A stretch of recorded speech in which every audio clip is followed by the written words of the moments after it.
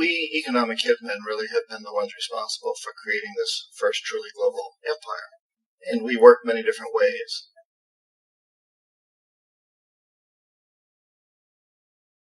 But perhaps the most common is that we will identify a country that has resources our corporations covet, like oil, and then arrange a huge loan to that country from the World Bank or one of its sister organizations. But the money never actually goes to the country. Instead, it goes to our big corporations to build infrastructure projects in that country, power plants, industrial parks, ports, things that benefit a few rich people in that country, in addition to our corporations, but really don't help the majority of the people at all. However, those people, the whole country is left holding a huge debt, and such a big debt they can't repay it, and that's part of the plan. They can't repay it. And so at some point, we economic hitmen go back to them and say, listen, you owe us a lot of money, you can't pay your debt, so sell your oil real cheap to our oil companies. Allow us to build a military base in your country, or send troops in support of ours to someplace in the world like Iraq, or vote with us on the next UN vote to have their electric utility company privatized and their water and sewage system privatized and sold to U.S. corporations or other multinational corporations. So there was that whole mushrooming thing, and it's so typical of the way the IMF and the World Bank work. That you put a country in debt, it's such a big debt it can't pay it, and then you offer to refinance that debt and pay even more interest. And you demand this quid pro quo, which you call a conditionality or good governance, which means basically that they've got to sell off their resources, including many of their social services, their utility companies, their school systems sometimes, their penal systems, their insurance systems, to foreign corporations. So it's a double, triple, quadruple whammy. The precedent for economic hitmen really began back in the early 50s when democratically elected Mossadegh, who was elected in Iran, he was considered to be the hope for democracy in the Middle East and around the world. He was Time Magazine's Man of the Year. But one of the things that he'd run on and began to implement was the idea that foreign oil companies needed to pay the Iranian people a lot more for the oil that they were taking out of Iran. The Iranian people should benefit from their own oil. Strange policy. We didn't like that, of course. But we were afraid to do what we normally were doing, which was to send in the military. Instead, we sent in one CIA agent, Kermit Roosevelt, Teddy Roosevelt's relative. And Kermit went in with a few $1 million and was very, very effective and efficient. And in a short amount of time, he managed to get Mossadegh overthrown and brought in the Shah of Iran to replace him, who always was favorable to oil. And it was extremely effective. Bombs overflow Tehran. Army officers shout that Mossadegh has surrendered and his regime as virtual dictator of Iran is ended. Pictures of the Shah are paraded through the streets as sentiment reverses. The Shah is welcomed home. So back here in the United States, in Washington, people looked around and said, wow, that was easy and cheap. So this established a whole new way of manipulating countries, of creating empire. The only problem with Roosevelt was that he was a card-carrying CIA agent, and had he been caught, the ramifications could have been pretty serious. So very quickly at that point, the decision was made to use private consultants to channel the money through the World Bank or the IMF or one of the other such agencies, to bring in people like me who worked for private companies, so that if we got caught, there would be no governmental ramifications.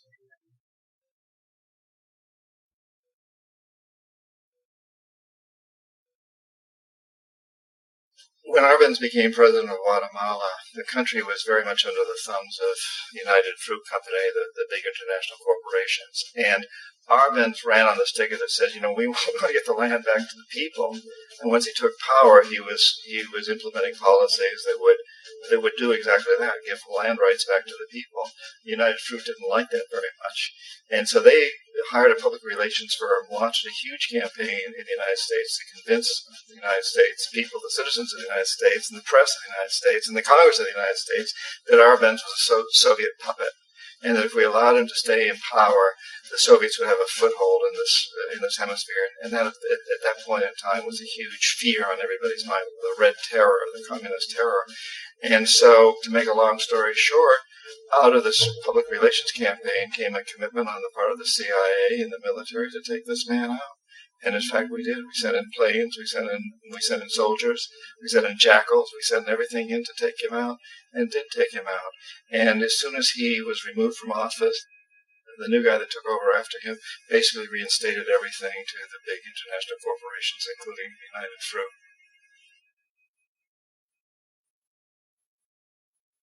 Ecuador, for many, many years, had been ruled by pro-U.S. dictators, often relatively brutal. Then it was decided that they were going to have a truly democratic election. Jaime Roldos ran for office. And his main goal, he said, as president, would be to make sure that Ecuador's resources were used to help the people. And he won, overwhelming, by more votes than anybody had ever won anything in Ecuador. And he began to implement these policies to make sure that the profits from oil went to help the people. Well, we didn't like that in the United States. I was sent down as one of several economic hitmen to change Roldos, to corrupt him, to bring him around, to let him know, okay, you can get very rich, you and your family, if you play our game, but if you continue to try to keep these policies you've promised, you're going to go. He wouldn't listen. He was assassinated. As soon as the plane crashed, the whole area was cordoned off. The only people allowed in were the U.S. military from a nearby base and some of the Ecuadorian military. When an investigation was launched, two of the key witnesses died in car accidents before they had a chance to testify. A lot of very, very strange things that went on around the assassination of Jaime Roldos. I, like most people who've really looked at this case, have absolutely no doubt that it was an assassination. And of course, in my position as an economic hitman, I was always expecting something to happen to Jaime, whether it be a coup or assassination, I wasn't sure, but that he would be taken down because he was not being corrupted. He would not allow himself to be corrupted the way we wanted to corrupt him.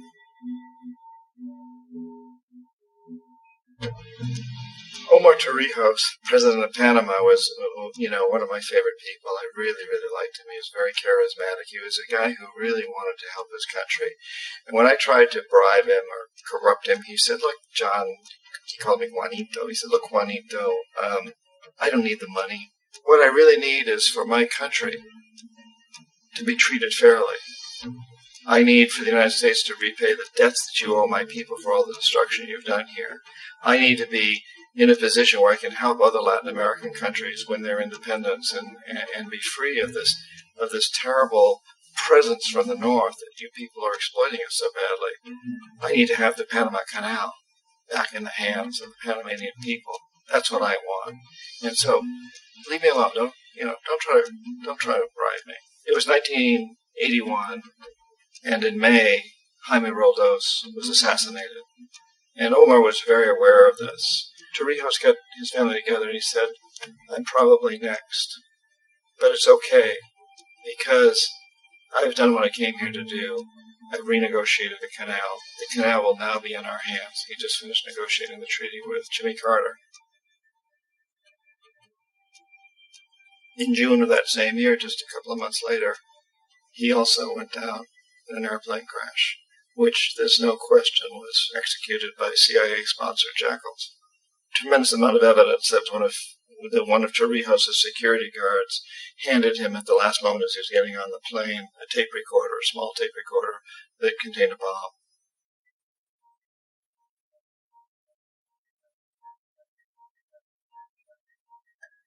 It is interesting to me how this system has continued pretty much the same way for years and years and years, except the economic hitmen have got better and better and better.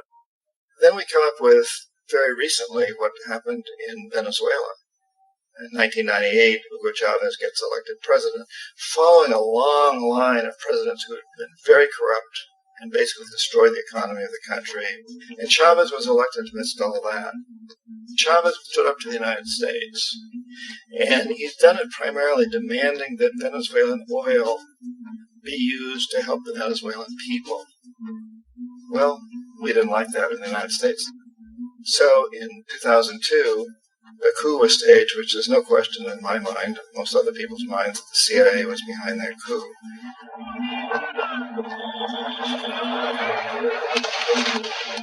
The way that that coup was fomented was very reflective of what Kermit Roosevelt had done in Iran, of paying people to go out into the streets, to riot, to protest, to say this Chavez is very unpopular. You know, if you can get a few thousand people to do that in television, you can make it look like it's the whole country, and things start to mushroom. Except in the case of Chavez, he was smart enough, and the people were so strongly behind him that they overcame it, which was a phenomenal moment in the history of Latin America.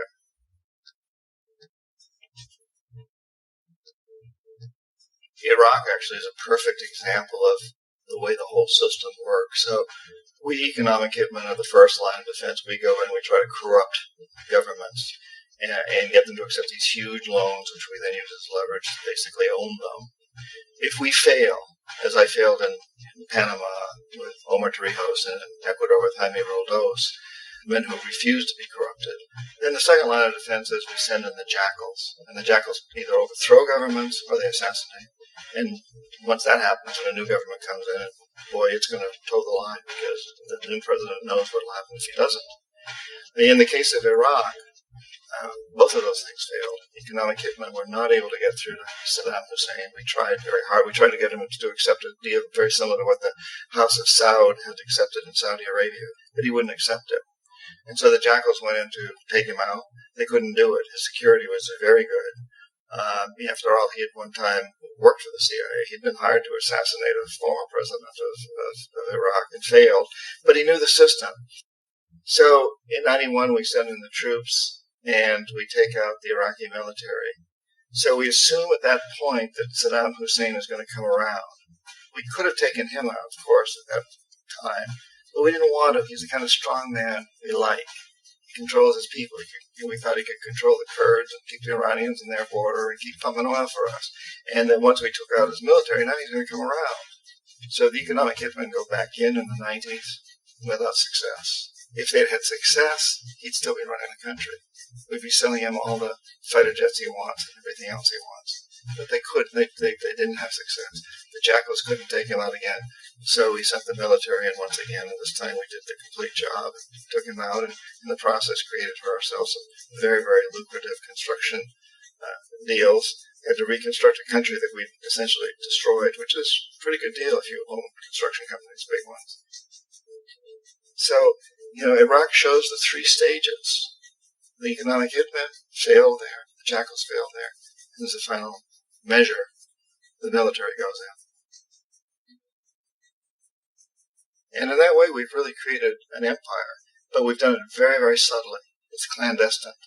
All the empires of the past were built on the military, and everybody knew they were building them. So the British knew they were building it, the French, the Germans, the Romans, the Greeks, and they were proud of it. And they always had some excuse, like spreading civilization, spreading some religion, something like that. But they knew they were doing it.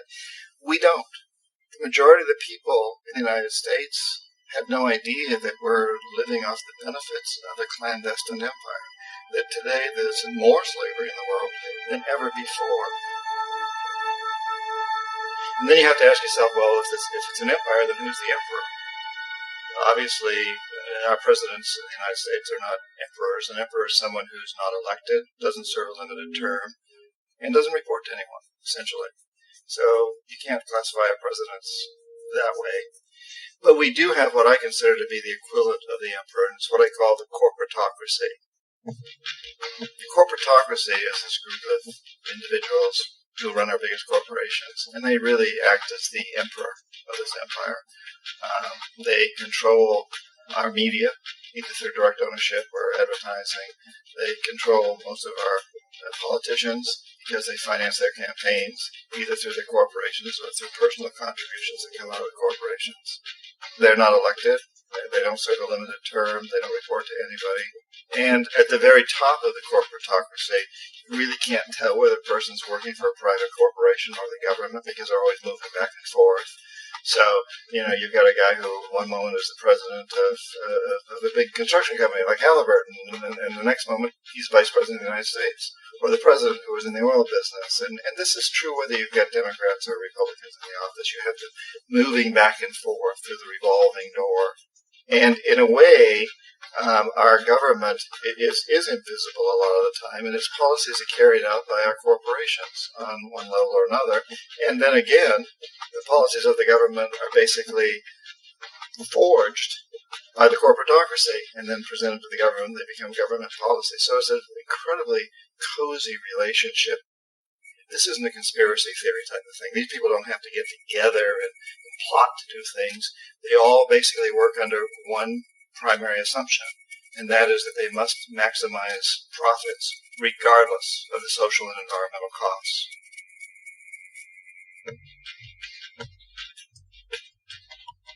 This process of manipulation by the corporatocracy through the use of debt, bribery, and political overthrow is called globalization. Just as the Federal Reserve keeps the American public in a position of indentured servitude through perpetual debt, inflation, and interest, the World Bank and IMF serve this role on a global scale. The basic scam is simple.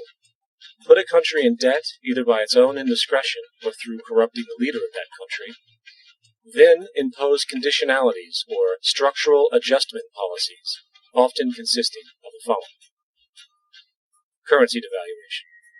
When the value of a currency drops, so does everything valued in it. This makes indigenous resources available to predator countries at a fraction of their worth. Large funding cuts for social programs. These usually include education and healthcare, compromising the well-being and integrity of the society, leaving the public vulnerable to exploitation. Privatization of state-owned enterprises. This means that socially important systems can be purchased and regulated by foreign corporations for profit. For example, in 1999, the World Bank insisted that the Bolivian government sell the public water system of its third largest city to a subsidy of the U.S. corporation Bechtel. As soon as this occurred, water bills for the already impoverished local residents skyrocketed. It wasn't until after a full-blown revolt by the people that the Bechtel contract was nullified. Then there is trade liberalization, or the opening up of the economy through removing any restrictions on foreign trade. This allows for a number of abusive economic manifestations, such as transnational corporations bringing in their own mass-produced products, undercutting the indigenous production, and ruining local economies. An example is Jamaica, which, after accepting loans and conditionalities from the World Bank, lost its largest cash crop markets due to competition with Western imports. Today, countless farmers are out of work, for they are unable to compete with the large corporations. Another variation is the creation of numerous seemingly unnoticed, unregulated, inhumane sweatshop factories, which take advantage of the imposed economic hardship.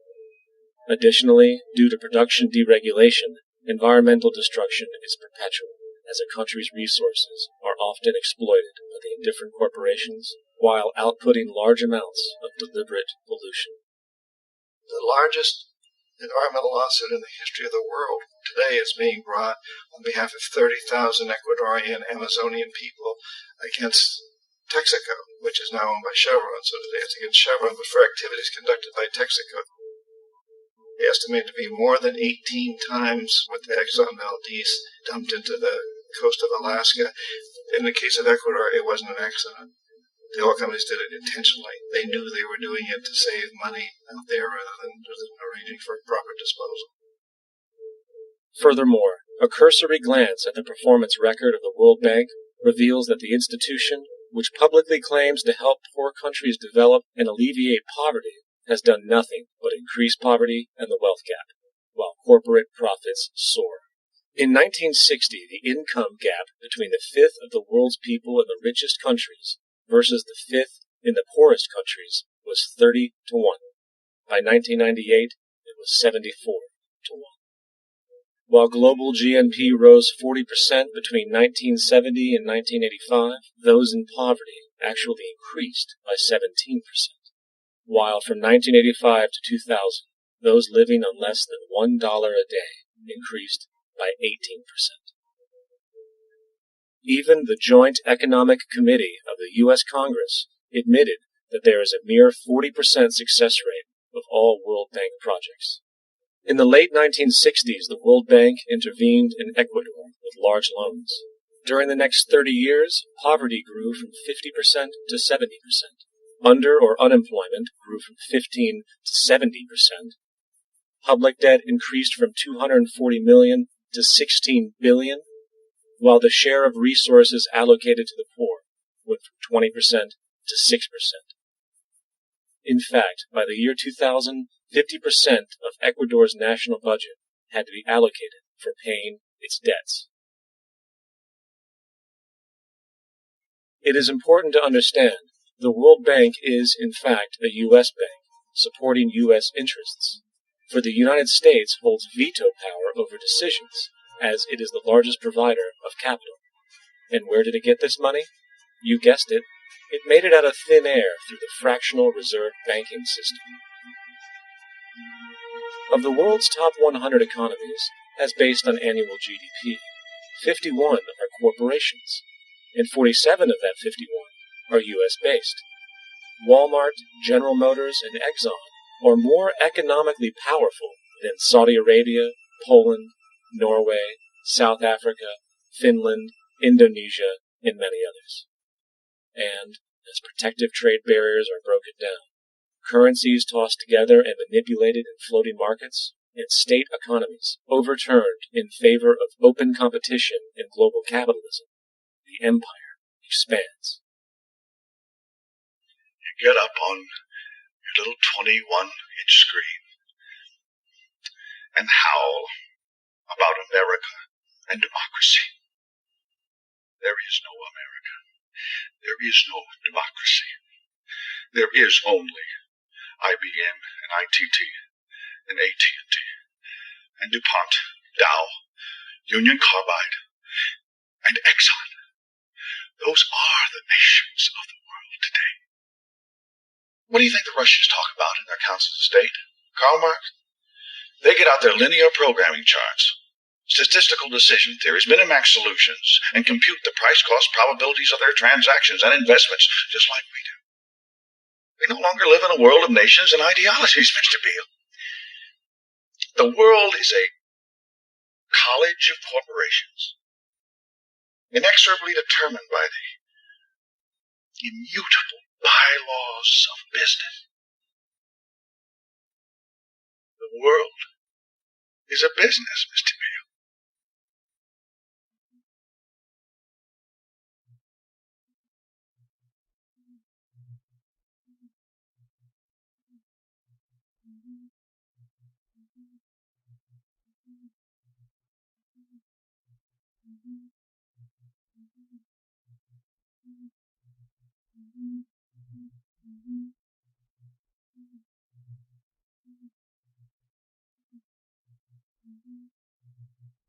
The world is being taken over by a handful of business powers who dominate the natural resources we need to live while controlling the money we need to obtain these resources.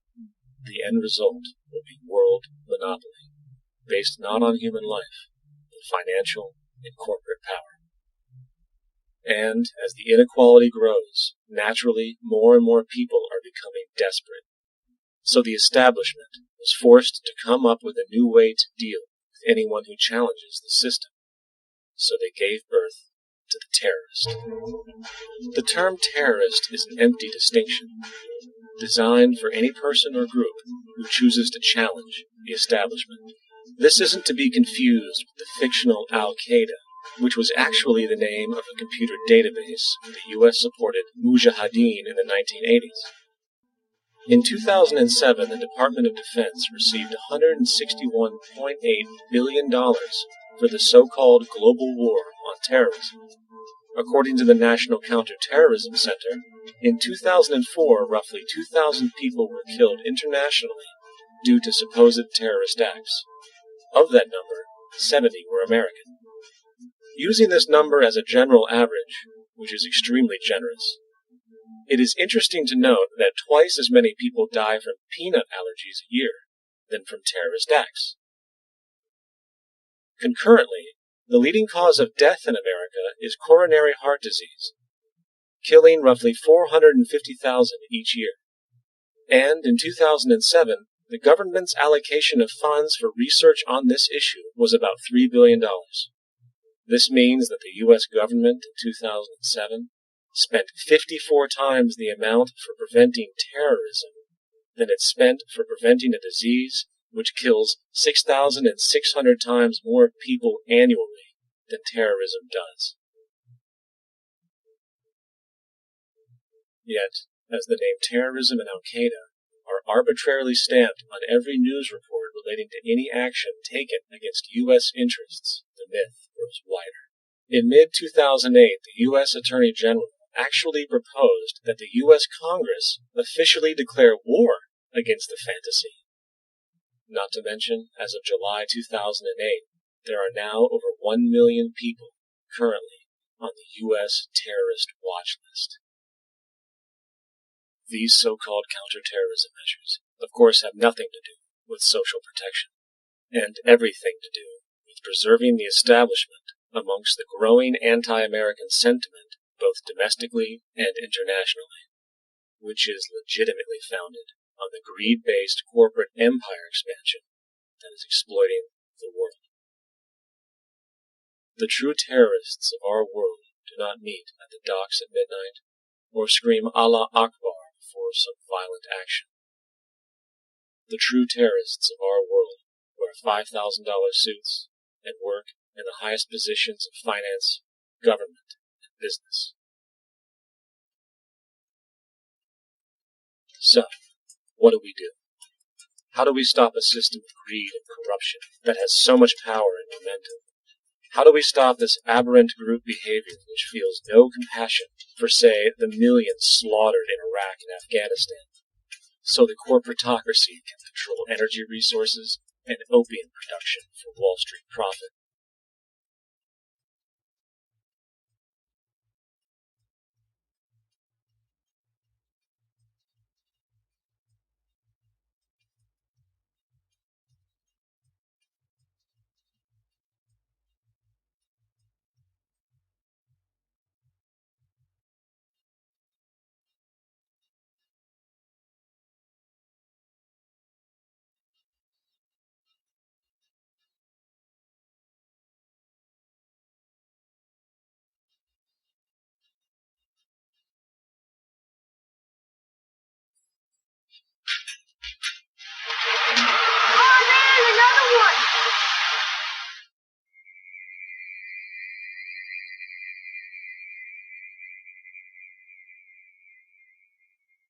How do we stop a system of greed and corruption that condemns poor populations to sweatshop slavery for the benefit of Madison Avenue?